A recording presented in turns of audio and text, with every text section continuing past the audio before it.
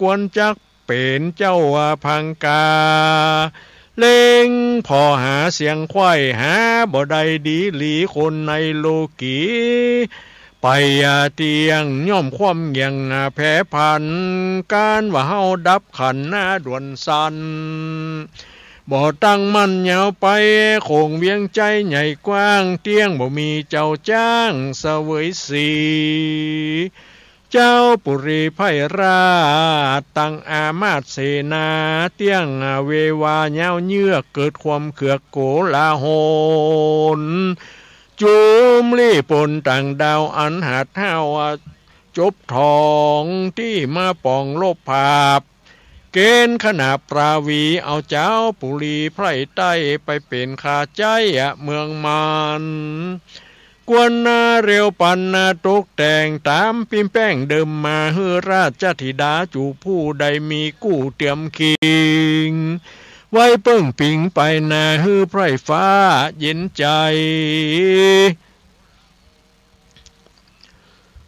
เกือเขยคนใดนั้นเล่าบอกว่าเคยเก้าเคยปลายฤทธิ์ที่หลายกว่าหมู่สราดรู้จบทองยังรีดกองแบบเบาร้อยรีดเก่าโบราณรู้ชมานานฉลาดอย่างศิลปศาสตร์นาจากอุตสาพิเศษอดิเรกมงคลฮือขึ้นแต่นนาตนกูเต้าเนื้อผ่าแปรแผ่นดาวเวียงใจกันข้านิ่งในเมียนแล้วเต้าตนแก้วผูบานก็ฮือเต็มสารนารีบแห้วไปถึงเต้านาว่าบัดนี้พญายุดใหญ่ผับแต่ผับแผ่นใต้พันธุมตินากรยินอาวรใจจอดไข่ใดยอดตาเคยเมืองผู้มีเตจะเรืององอาจจบฉลาดสปะสิบป่าเพื่อเป็นพญาแตนฮื้อมันแก่นไปนานกันเต้าผู้บานทีราชหรือขุนเฮาหาดอุปราชาหรือราชบุตรหนุ่มมาเน่าแห่งเต้าเจ้าเมืองใดยินมีใจไข่ไฟห้อยยังสาวอ่อนน้อยโสภาราชธิดาอาข้าวจุงไปสู่เด้าเมืองตูจากฮือเจ็ดบุญจูยอดซอยเลือกกู้ห้อยตามใจกันเขยคนใดอาจกล้าจบแจ้งกว่าเจ้าจุมเฮาจักจุมหนุ่มอามาตังปจานราชโยธาแล้วอุตสาพิเศษอดิเรกมงคลฮือแตนตนเราเต้าผับแผ่นดาวปุรีการเต็มมาดีเมียนไข่ก็เฮอขุนใหญ่ตูตาการนำราชสารด่วนแห้วไปถวายแก่เต้านาก็มีหันแหลนาเตราจโนส่วนพญายุดแย้วผ้าแผ่นนาดังไก่พ้องมีไว้หนุ่มเนาพ้องแก่เท่าชราพ้องเป็นบุตตาอุปราชจบฉลาดหลายประการกันหูราชาสารแจงทีต่างใจกลี้โสมนัสสาต่างก็พัฒนาใกล้ได้ยังสาวน้อยนอไทยบุญเรืองวางเป็นเขยเมืองอุคราชนั่งภาษาเสวยสีเอาสองปุรีต่างเตศเข้าเป็นเขตเมืองเดียว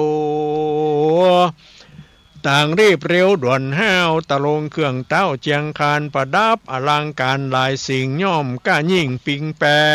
งแล้วก็โลเล็งแยงตัวเก่าว่างามดังเต้าเจ้าอินทาสาวแลมาหันนาใจเที่ยงปั่นบ้าเมาวนผ้าป่ามือพันมือตนจองไว้บ่หอนได้สังกาพ่องกตานุ่มแป้งเสกมนต์แทงตามลายตั้งน้ำมันพลายต้านอวด น้ำมันนวดหลายอาจารย์นะว่าเจียงคันกุลมากเอาตาปากจ๋าไข่สาววันหน้าไวน้อยใหญ่อยู่บ่ได้ตัวมาพ่องใจกาถา โคกดดาแขวดใจยันนาแฝดติดตนพ่องก่อมนยันหนีบเอามือบีบปะตัวไปแล้วจะไขกล่าวถ้อยสาวอ่อนน้อยปิญาพ่องก็ชลาแก่เท่าบอกกึดเล่าถึงตัวผมยังหัวปองงอกเขี้ยวก็หลอนออกไปหลายตามตัวลายเป็นดอกยังสอกกอกมายามีตันหาบ่พรไข่ได้นางน้อยอ่อนสาวจีเครื่องเต้ามีบ่ไว้ประดับเสียงไข่จู้อันมันพอตัวมันนั้นเล่าว่างามกว่าขนหนุ่มเน่าเหลือลายยามผ่านผายเตียวตรายางดังวอกก้างในดงกันนะเจ้าหอโคงน้อยใหญ่ดาแต่งไข่ตามลายก็ยกรีบปนหลายลาพลากออกไปจากเมืองโตนต่างเรรนรีบห้าวต่อดาวรอดดาวพันธุมาตินากรก็มีหันแลนาเตสุอาคาเนสุพันธุมาติราชากันพญาตั้งหลายหน่อยใหญ่มาพร้อมควายบัวละมวนการะกวนนามาลอดตาวเจ้ายอดพันธุมาตินากรนาป้อสีบังอ่อนอ่อนน้อยงามจินจ้อยเจ็ดนางก็ได้วางโป่งขาดฮือเต้าที่ราชตั้งหลายมานั่งยายมนหมู่พร้อมหน้าอยู่ลงกันแล้วไข่ปันบอกเล่าฮือรู้เก้ากี่ญาว่าจักฮือราชที่ดายอดซอยมาเลือกกู้ห้อยตามใจกันสีนุ่งไว้หนอไทยเอาดอกไม้ยอถวายแก่เต้าบุญภายต่างหน้าบอกว่าเจ้าฟ้าเมืองใดจักมีวันหน้าไว้หนุ่มเน่าหรือว่าแก่เท่าชราย่อมสัญญาหมายหูว่าจักได้เป็นกู้ดีลีการไขวาตีจบจอดเต้าเจ้ายอดหอจันก็ภายผันไว้ว่องเข้าสู่ห้องหอในไขกำไปบอกเล่าแก่ลูกเต้าเจ็ดนางว่าดูราศีเข่งบางเฮ้ยน้อยหนอจุงฟังป้อไขจ่าอุปมาเปรียบไว้ดังไม่อยู่ใกล้วังทานบ่ป้อนานเนิ่นจ้าเตี้ยงล้มลงต้าวังวนป้อจักผูกโตนลูกจันฮือเตี้ยงมันยาวไปจักสำลันใจลูกเต้ายามป้อได้เข้ามรณาฮือราชาธิดาจูผู้จุงไปเลือกกู้แปลงปิงกันขาหนิงใจห้อยยังเต้าใหญ่น้อยเมืองใดจุงเข้าไปที่ใกล้ยื่นดอกไม้ยอถวายสารญาหมายฮือหูว่าจักได้เป็นกู้เตรียมคิงไว้เพิ่งปิงไปนาฮือไพร่ฟ้าเจยบานขอสีนงคลานลูกป้อจุงใจหม้อไปปานสีสุพรรณข้าวฟังป้อเต้าปันไม้ยินละอายหลายแหล่บ่จ้างแก้สันใดกันจักบ่แอมกาวป้อเตี้ยงโคดห้าวเครื่องกาจักฮือโยธาพวกน้อยอันใจถอยจังไรจับยับไปข้ามคาฮือความหน้าเป็นผีเจ็ดสมมาสีน้อยนาดร้อนไม่มาตาปานไฟหัวใจไหวสะตอนวะวัวร้อนตังคิงเจ็ดนางยิงพี่น้องก็ออกจากห้องไปในก้อยกล้าไกลย้ายบาทถึงห้องราชตรงกันอันเจ้าหอจันมนหมู่มาพร้อมมาอยู่ใหญ่ๆก้อยพันผายเต ตียวย่างไปตามมาหว่างกองต่างพอเจ้าหอควางใหญ่น้อยนับอ่าน100กะนาส่วนพญาหนุ่มเทาหัน7นางเน่านารีโซอาชมงามดีพิราชวันนะอาจดาเหมือนโคเหลือคนก้อยใหญ่ตนเตี้ยวตองมาตัดจ้องกองตาต่างก็พัฒนาไข่ได้มามึกไว้ในใจพ่องสวดมนต์ใจวิเศษตามศาสตรเปตเรียนมามีนาต่างตามต้านหนาอ้างยอกูลสาริกาหนุนช่วยกามหนูกินน้ำนมแมวตั้งยันมามัดเอวพัดนาแวดตามกดแขวดเฮียนมาเพื่อฮือสาวโสภายศใหญ่ยุ่นดอกไม้ปั่นตูนเต้าศาสตร์มุนเปล่าจ้อยบ่สมไฟห้อยขนิ่งในย้อนสีนงไว้ยศใหญ่บ่มักไฟสีเนหาเต้าเลตาชันพอไว้หน้าต่อบัดเดียวแล้วก็ย้ายบาดเดียวหนีกว่าพอเจ้าฟ้าทัดไปต่างมองใจร้ายหลากกึดแล้วหักอายโตนอายคนใครน้ำตนนาลีซ่อนหนีจากบ่อนรงการ7 สีสุพรรณน้อยนาดก้วยย้ายบาดเตียวไปพอเจ้าห่อใจน้อยใหญ่พับป่าเสียงไข่หอควาง6ยิงนางผู้ปี้เลงชั้นนาทีเปิงตายังลูกพญายุดยาวพับป่าแผ่นนาดาวเมืองใดก็เข้าไปที่ใกล้ยื่นดอกไม้ยอถวาย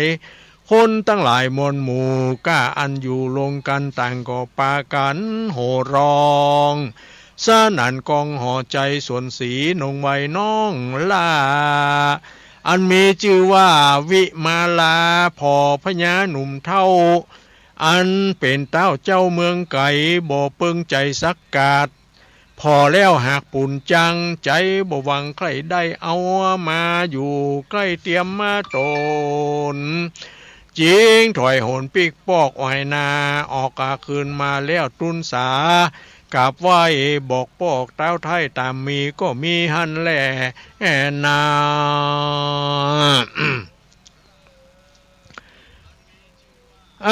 ถ้าโคราชาเมื่อนานพญาพันธุติมายศใหญ่ยินกดไม่ปั่นไฟ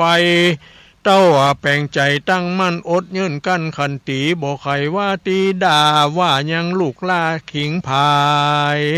เต้าดักอยู่ได้กว่าจ้อยแปลงหน้าจื่นจ้อยเจยบานแล้วมีราชาองค์การรีบห้าวฮือร้องเปล่าเสนาตั้งปัจจาไพราตั้งอามาตคนในตั้งเจ้าห่อใจมวลหมู่อันมาพร้อมอยู่ลงการรีบอุ่นงานกินแขกตามเก้าแรกเดิมมาฮือ6ธิดาข้าวกับว่า6นอดดาวเมืองไก่สืบสายใยก่อเกลือเป็นจาดเจือเคยเมืองฮือร่วงเรียนเตียงเต้าตามรีดเก่าโบราณกันปารโยสานเมียนควายเต้าน้อยใหญ่ตั้งหลายอันบ่สมหมายไฟหอยบ่ได้สาวน้ออ่อนน้อยในโสภาก็รีบอำลาคืนสู่ยังที่อยู่ไผ่มันก็มีวันนั้นแล่นาตาโตปาหลังทัดนั่นไปจ้าแถมเล่าบ่จ้าตนเจ้าฟ้าภูทรยินอาวรบ่แล้วย้อนลูกแก้วสายตาวิมาลาสุดซอยบ่มีกู้ห้อยเดียวได้ว่ากันกูตายความหน้าเตี้ยงละลูกละหมองขียิงบ่มีกู้ปองจุมพี่น้องเตรียมขวนเตียนขวนคนปากันเยาะย้ายว่ายิงถอยไรจังไรย้ำหนาวในเมื่อยไข้ไผจักอยู่ใกล้ลุมราจุมวงสาพี่น้องเต้ามาสู่ห้องจะถามจัก มสวามรูปเนื้อซักผ้าเสื้อ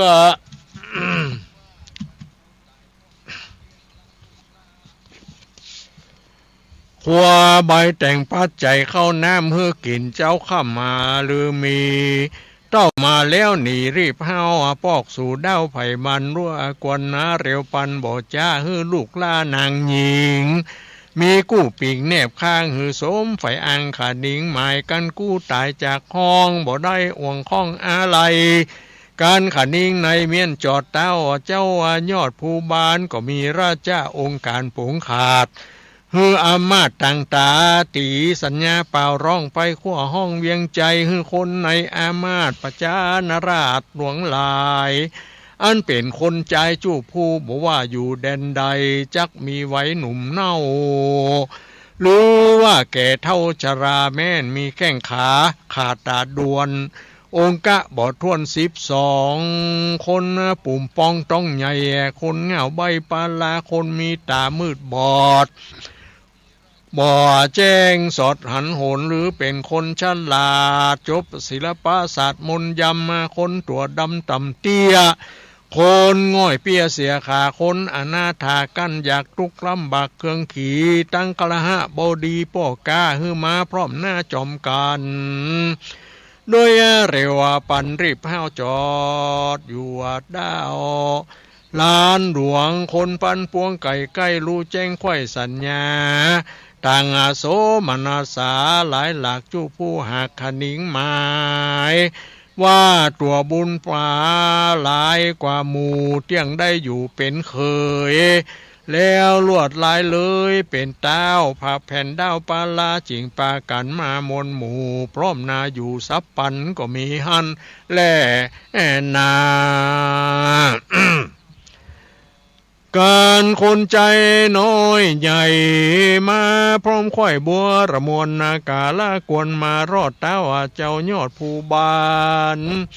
ก็มีราชาองค์การปงขาดบอกกานางน้อยหน้าราชาธิดาว่าบัดนี้ใจนามวลหมู่กะอันมีอยู่เวียงใจปากันไหลมาคอนอยู่เต็มบ่อนสนามนางจุงจำไปพอฮือแจ้งต่อสายตากันสีเนหาไฟห้อยยังใจยี่น้อยคนใดจักมีไว้หนุ่มเนาหรือแก่เท่าชราเป็นลูกประจาไพราชลูกอามาตย์เศรษฐีรูปงามดีสมส่วนลือป้อมอ้วนปุ่มหลามพอบ่งามพังร้ายหรือเป็นป้อไม้เมียตายป้อบ่หมายห้ามขาดกันลูกน้อยนาดปิญาจูงนำมาเป็นกู้ร่วมมาซ่อนอยู่หอในฮือสมใจแห่งป้ออันคือต่อมานานนางนุงคลานหนอเน่าฟังป้อเจ้ากุนนามีราชาอาจญาปงขาดก็บ่อาจขืนกรรมเป็นตุกนำลายหลากกึดแล้วหากก็ยินอายจักกะมัดคอตายมุ้ยม้างที่จิมข้างจองนอน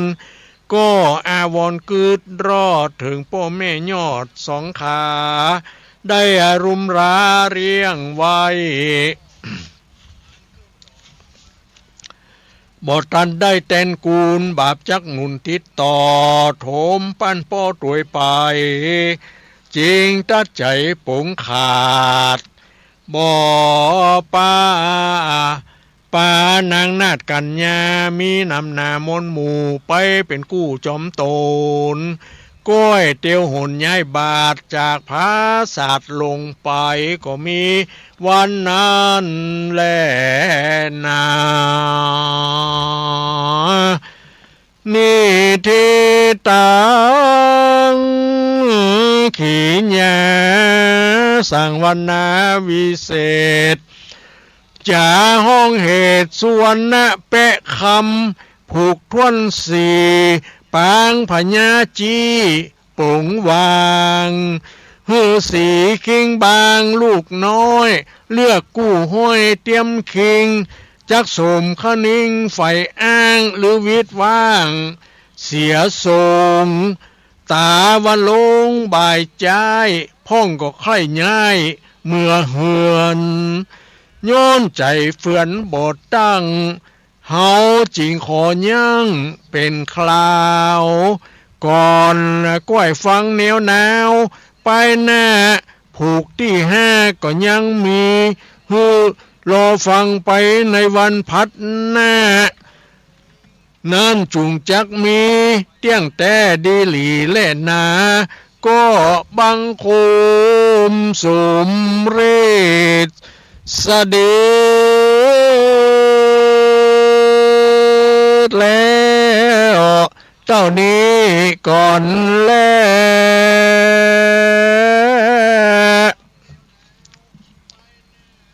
วจบแล้วแปะคำผูกที่สี่แนวขนาดปึงผ้าน้อยเสียงมันบ่พดเนาะอ้อความจริงก็เทศได้35 นาทีประมาณนั่นกันเนาะ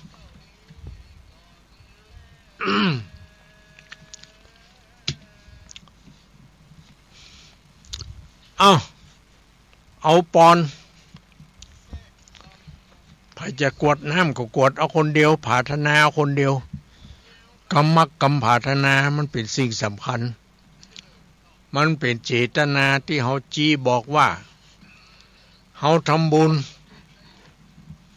เพื่อจะได้อุทิศส่วนกุศลไปให้แก่เทบุตรเทวดาอินพรหมยมยักษ์หรือว่าญาติพี่น้องที่ได้ล่วงลับดับขันไปหน้าเนาะก็ฮือผาธนาเอาเหี้ยมหิหำไอเอาทุกคนพร้อมรับปอนยะถาวาริวหาปุราปาริปุเรนติสาครังเอวะเมวะอิโตตินังเปตานังอุปกัปปติอิจิตังปฏิตังตุมหังคิปะเมวะสามิสาตุสัพเพปุเรนตุสังกัปปะจันตุปนะระโสยถามณิโจติละโสยถาอิมินาทุปะบุภาตานังรสะธรรมเทศนาตานังเปะคำผูกที่สี่ตานังนิปานังปรมังสุขังดีแล้วจะในวันนี้ก็หากเป็นวันดีสลีสุภามังกาละอันประเสริฐล้ำเลิศยิ่งกว่าวันและยำตั้งหลายบัดนี้หมายมีอุบาสกอุบาสิกาตั้งหลายที่เปิดเครื่องวิทยุรับฟังอยู่ต่างบ้านต่างคนต่างก็มาอนุโมทนาซึ่งธรรมะอาเปะคำมาผูกที่สุยนี้แม้นว่ากรรมกรรมภาตนาแห่งตั้นทั้งหลายมีโดยประการฉันได้ด่านก็ดีสมิสันตุจุปังโดสมสาลาวุธีดังกรรมกรรมภาตนาจุเยี่ยงจุปาการนาจุงจักมีกุศลบุญนีภายแผ่เมื่อได้หือตานแล้วก็จักอุทิศะแก่มเหสีขาเทวบุตรเทวดาเจ้าตั้งหลายอันหมายมีลูกขเทวดาปปตาเทวดากาสะเทวดาโสกามวจาระเทวดาอินทาพรหมยมราชนางนาถไทยธรณีสลีกุตะอามาตย์และในหนังสือ32ตนจำบุญและตนจำบาปตนจำน้ำหยัดหมายตันจุงได้มาพัตตามาอนุโมทนามารับเอาซึ่งส่วนบุญกุศลในที่คากาลบัดนี้ได้กินได้บริโภคได้พ้นที่ยากได้ภาคจากที่ทุกข์ได้ถึงสุขที่ดีร้อนว่าได้ถึงที่ดีแล้วก็จงไปเติมสลีสัมปติได้ดียิ่งกว่าเก่าได้ร้อยเต่าปันปุนทุกปังไปลุนก็จงกลับมาสังปิปักรักษาอำนวยอวยพรแก่ญาติพี่น้องลูกหลานทั้งหลายอันอยู่แห่งห้องเมืองคนนี่ได้อยู่ดีมีสุขอายุมั่นควรยืนประจากทุกโศกโรคภัยไข้เจ็บนานาประการมีความสุขความสำราญเบิกบานใจมีโชคลาภวาสนาบารมีมีคุณงามความดีอยู่กับตัวตลอดไปนั่นจุงจักมีตามนัยยะคาถาภาษาบาลีว่าสปีติโยวิวัจจันตุสัพพะโลโกวินาศตุมาเตปวัตวันทรายโยสุขีทิกายุโก ภวะอภิวาทนาสีริสะนิจังวุธาปจายิโนจัตตารโอธรรมาวัฏันติอายุวันโนสุขังปะลังแน่นเนาะเนาะเต้าเสียงนะครับบอกโพสเต้นเนาะมันแยวทำผูกนี่ก็บ่จำเป็นต้อง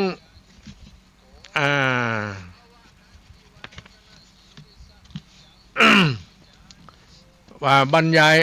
สรุปเนาะแล้วไผ่ยังจำได้อยู่ก่อที่ฟังเทศฟังธรรมนี่ไป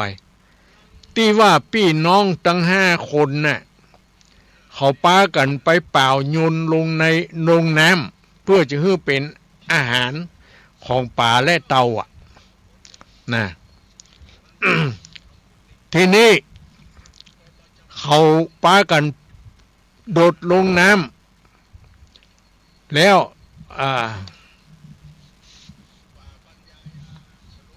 ก็คนปีเก้าเนาะไปตายเป็นอันยังนี่นะตายแล้วไปเกิดเป็นอันยัง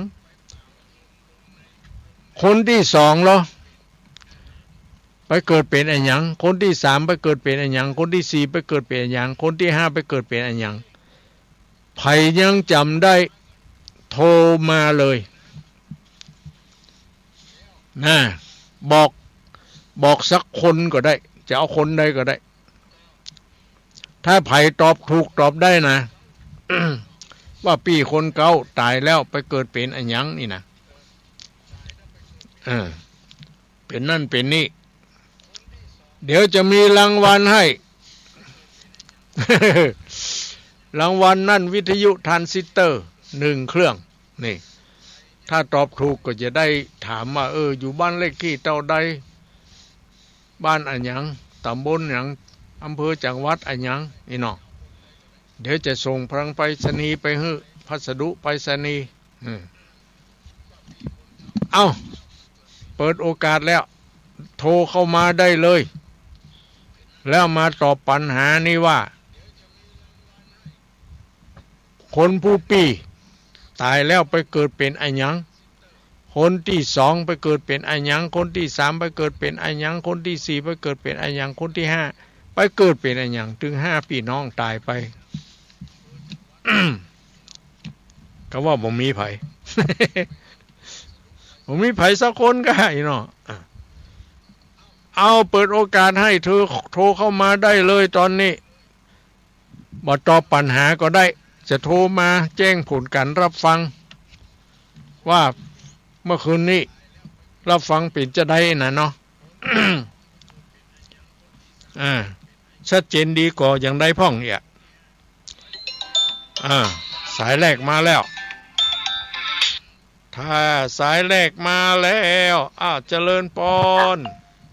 จากแม่สาวหลวงเจ้าเนอะหลวงพ่อเจ้าเจริญพรจากไหน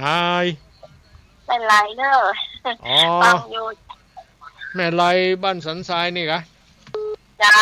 อันคนเก้าเกิดเป็นเสือเนาะคนลาเกิดเป็นนั้นแม่คำเนาะคนงามเนี่ยวะได้ยินมันเกิดหมดเนาะคนล่าเกิดไปเป็นแปะคำไม่เนาะคนเป็นคำไม่เนาะถูกต้องแม่ไล่ได้วิทยุ1 เครื่องมารับเอาโดยตนเองก็ได้หรือจะให้ส่งไปเนาะเอาละมีคนตอบถูกไปแล้วเนาะต่อไปก็โทรแจ้งผลการรับฟังมาอย่างเดียวไม่มีรางวัล เพราะรางวัลมีอันเดียววิทยุทรานซิสเตอร์ไปแล้วไผจะเอาหาไผจะเอาแถมบ่ได้แล้วมันบ่มีแล้วฮะแล้วหันก่อนไม่ได้อยู่แล้วหันก่อนว่าแล้วจะเอาที่มันมีใส่ไปเอาบ่เป็นยังจะได้อันเอาฝากมหาเสาแก้วไปก็ได้ก่ะฝากมหาเสาแก้วได้แน่ไปเอาที่วัดมหาเสาแก้วให้นะเนาะวันเสาร์ไปรับเอาเจ้าวันเสาร์นี่มหาเสาแก้วจะมาจัด รายการจะฝากกำนันไป เจ้า เนอะ เจ้า โอเค เจริญพรแม่ไรอ้าว หลักพ่อเจ้ายินดีเด้อเจ้า อนุโมทนา เอาสายที่สองเข้ามา แจ้งผลการรับฟังว่าเป็นอย่างไรเอามาแล้วเจริญพรว่าจะได้เจริญพร นมัสการเจ้าพระครู จากไหนจากไหน จากนครหลวงไม่ได้ อ๋อ ตั้งขึ้นมา บ้านวังทันร้องวัวแดง เจ้าฟังขันนี้ไปว่าจะดินไปเนอะ รับฟังที่สถานีวัดฝ่ายหินเนาะ เจ้าแค่เจ็ด ชัดเจนดีกว่า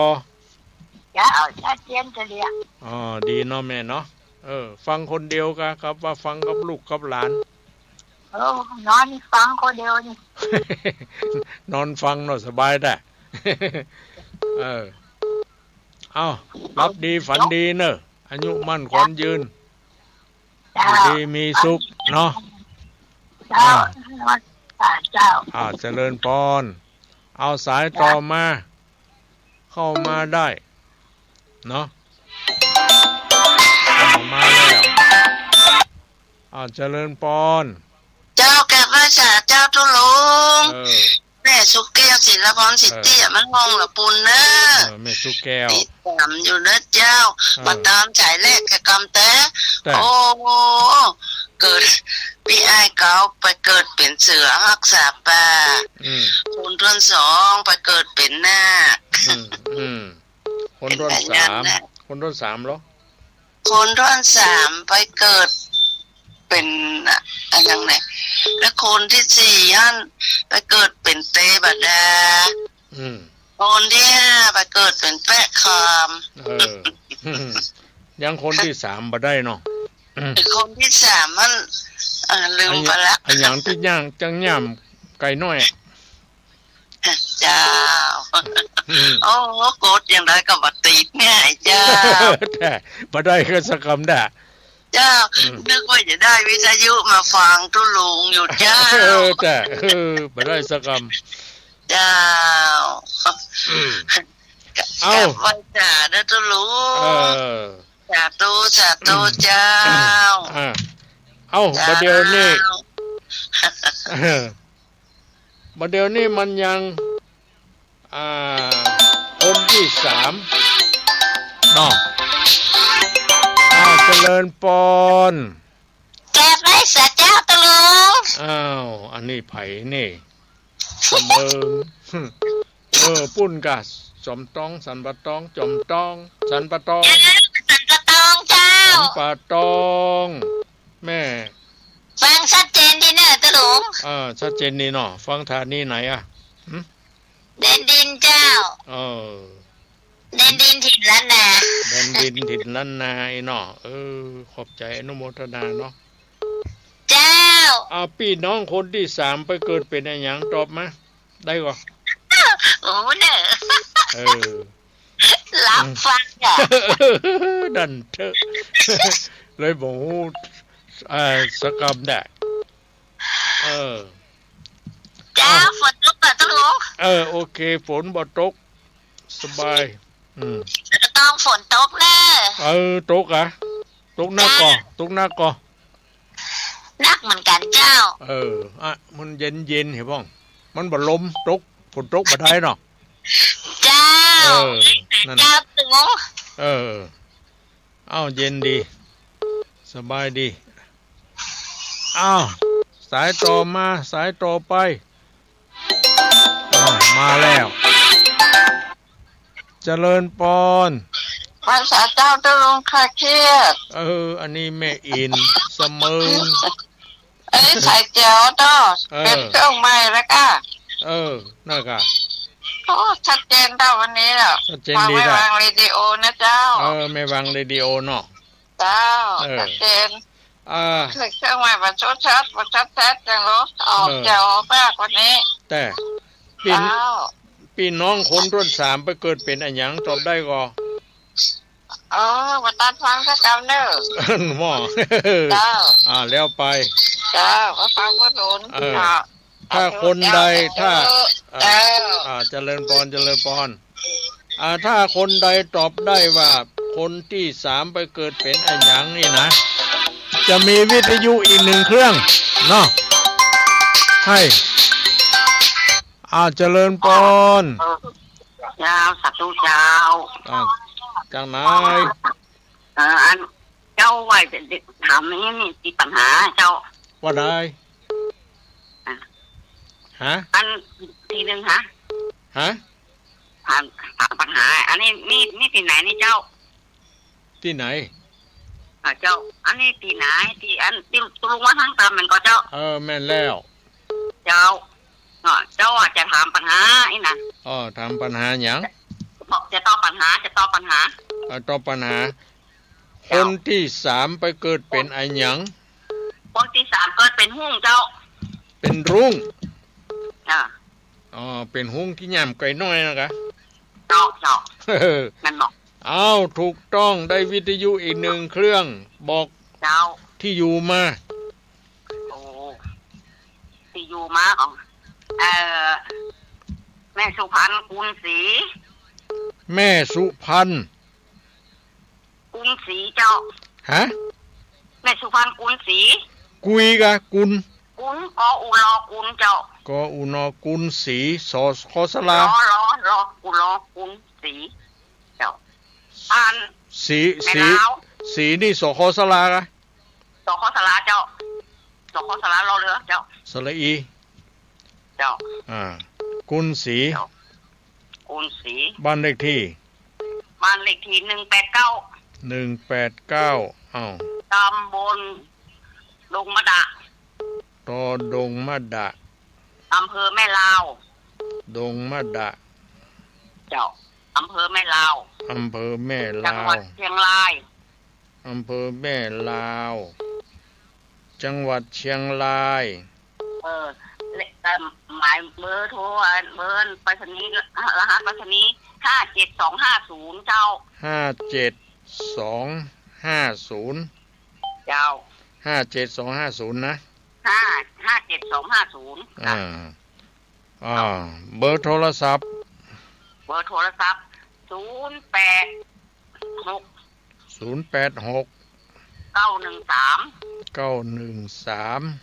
6233เจ้า6233เจ้า6233เจ้าเดี๋ยวทวนแหนมกำเนอแม่สุพรรณกุลศรี เจ้า บ้านเลขที่189เจ้าหมู่ที่หยังนี่ หมู่ที่19เจ้าฮะหมู่ที่19หมู่19ตำบลดงมะดะตำบลดงมะดะอำเภอแม่ลาวจังหวัดเชียงรายเนาะเจ้ามาแน่เนอะบางทีเขาจะไปประชุมที่อันวัดศรีบุญเรืองแม่ลาวเจ้าบ่ได้ไปเจ้าไปมันได้เจ้ามันได้บ่ได้เลยเจ้าบ่ใช่เวลาเขาไปตรงนั้นน่ะเขาจะไปแวะเองเขาจะไปหาเองตำรวจเอาไปฮื้อเองบางทีก็จะมาประชุมไหนก็เจ้าประชุมที่อันวัดศรีบุญเรืองวัดศรีบุญเรืองปกรณ์ดำเจ้าปกรณ์ดำนั่นแหละอันเป็นท่านพระครูว่านั่นเป็นเปิ้นก่อนนี่อยู่หั่นเนาะท่านพระครูใหม่นี่นะได้ใหม่นี่นะเป็นรองเจ้าหน้าจังหวัดประจัยว่าอันวัดของข้าเจ้านี่อยู่อันนั้นเป็นอันนั้นมันนี่ไงเปิ้นหลังเกิดเปิ้นก็จะไปสอนอย่างหั่นนี่ไงวัดศรีบุญเรืองปกรณ์ดำหั่นนะแม่นน่ะวัดศรีบุญเรืองปกรณ์ดำเจ้าแต่ก่อนเปิ้นจื่อพระครูใหม่นี่นะพระครูพัฒธรรมวัดเนาะเจ้าพระธรรมวัดพระครูพัฒธรรมวัดอยู่วัดแม่ลาวไว้นะเจ้าเปิ้นอยู่หั่นเองเปิ้นอยู่หั่นแต่เปิ้นจังไปอันที่ปกรณ์ดำบ่อยอยู่อินได้เปิ้นอยู่วัดไหนวัดแม่ลาวเจ้า วัดแม่ลาวดงมะดานั่นน่ะวัดแม่ลาวของห้า อ๋อวัดแม่ลาวห้องห้าใกล้ๆกับตึงนั้นวัดศรีบุญเรืองแน่นอน มันกอบมันวัดศรีบุญเรืองเนี่ยมันจะไปทางปากกลางมันสวยไปทางเหนือพุ่นเนาะ แม่นไปทางเชียงรายพุ่นแล้วก็อันวัดแม่ลาวนี่จะมาทางใต้เจ้าพระครูปากกลางมันสวยมันอาจจะมาทางใต้พระครูอย่างก็พระครูพัดธรรมวัดพระครูพัด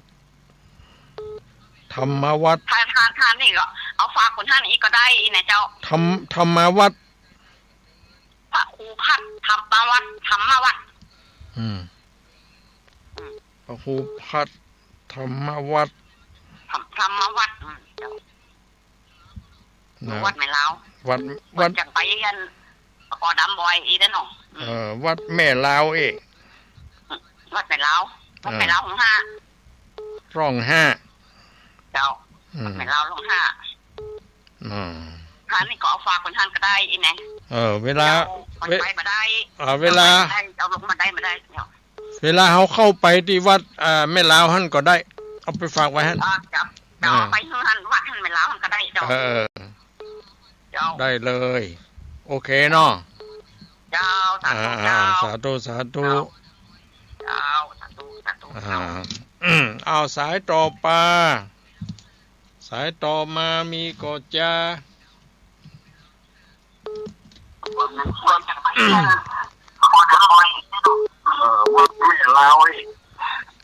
เอาแม่ปิดก่อนเนอะ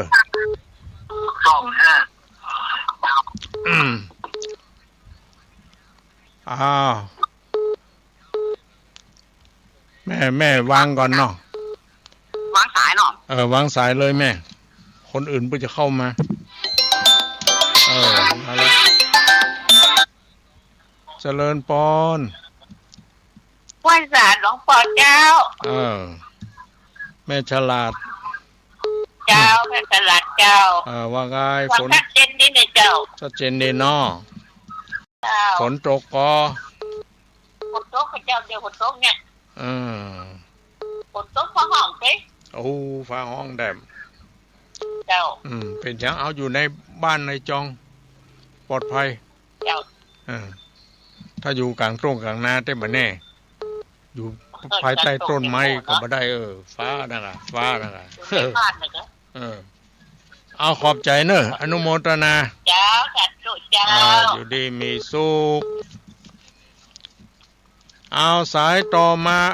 หมดเวลาแล้วผมมีแล้วก้อยปะกันในวันพัดหน้าเนอะนะอันนี้สายสุดท้ายเนอะเข้าใจหมดเวลาแล้วเจ้าว่าได้เจ้าตุลจากไหนมันจะได้ปัญหาเปิดเอาวิทยุประจันประจันสักคำได้เป็นยังวันหน้าก้อยว่ากันทำไมเจ้าโอเคเนาะแล้วก็เจ้าตีน่ะชัดเจนดีเนาะเอาละหมดเวลาแล้วขออนุโมทนาสาธุกับญาติโยมทุกคนทุกท่านที่รับฟังนี้ตลอดถึงเจ้าของสถานีทุกๆสถานีที่ได้เกาะสัญญาณไปเนาะขอให้ทุกคนทุกท่านได้อยู่ดีมีสุขอายุมั่นสมบูรณ์ไปจากทุก